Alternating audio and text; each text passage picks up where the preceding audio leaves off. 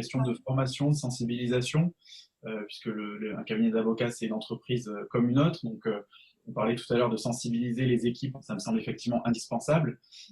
Mais puisque vous intervenez, enfin nos deux experts interviennent sur ces notions de sensibilisation, de formation, jusqu'où vous conseilleriez de pousser cette formation? Est-ce que pour vous, il suffit d'informer les équipes, d'informer les salariés, les collaborateurs des risques et des méthodes de base à utiliser?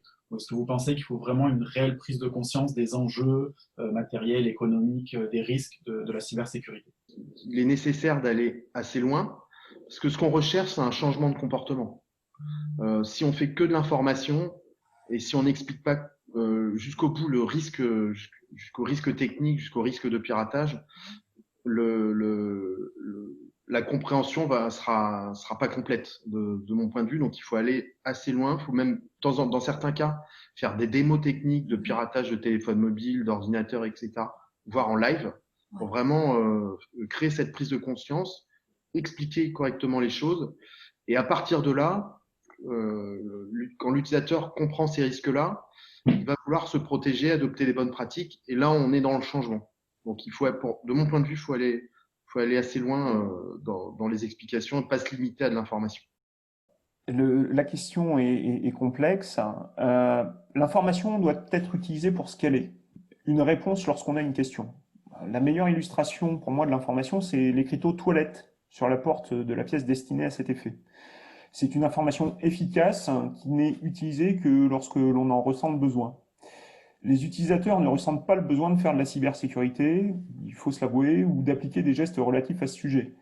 Non, la clé réside dans la sensibilisation.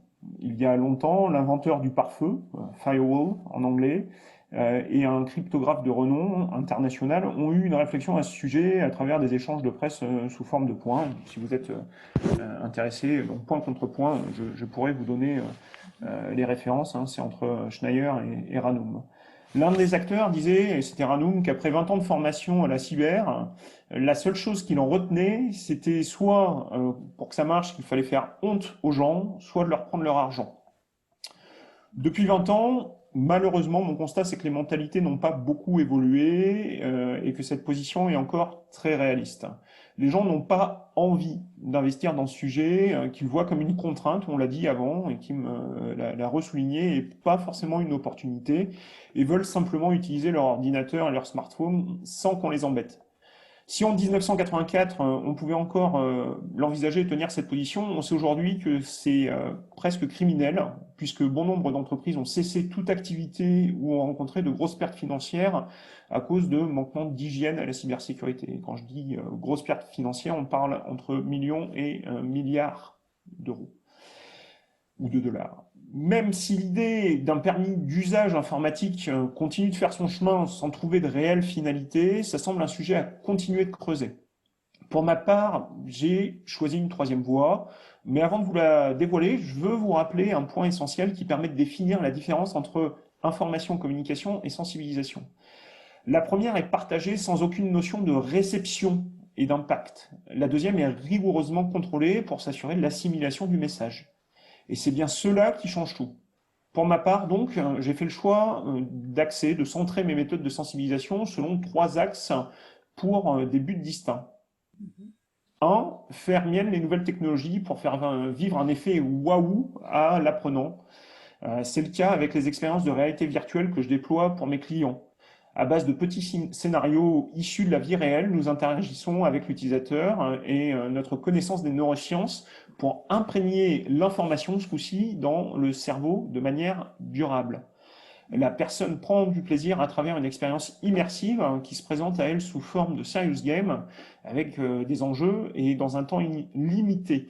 Et de ce fait, lorsque la personne sort de son expérience, on peut l'interroger, on peut la questionner, on peut vérifier et elle a compris tous les concepts de manière très rapide. Je pense qu'il y en a peut-être un certain nombre d'entre vous ici qui ont testé, qui pourront donner leur avis là-dessus.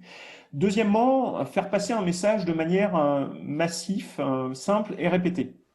Dans notre société pétrie de réseaux sociaux, les youtubeurs sont des stars au même niveau que les footballeurs. Alors peut-être pas pour le même public, mais on voit que ce sont des influenceurs.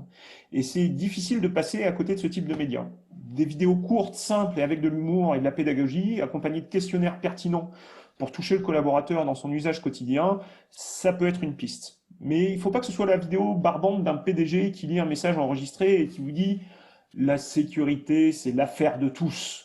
Parce que son responsable de la sécurité l'aura saoulé pendant 2 ans pour avoir son push sur la question, mais en vrai, il n'adhère pas. Troisièmement, du présentiel. Et là aussi, on l'a évoqué, avec des présentations qui ont du punch, des anecdotes et ancrées dans la réalité quotidienne. Pour ce qui est de la formation, qui est un format plus long, hein, donc information, sensibilisation, formation, j'ai orienté uniquement les personnes qui ont un besoin métier spécifique à leur fonction, des PO, RSSI, DSI, développeurs, chefs de projet ou encore administrateurs système. Mais il faut que la couche de sensibilisation soit assez large pour couvrir les aspects essentiels nécessaires à tout un chacun.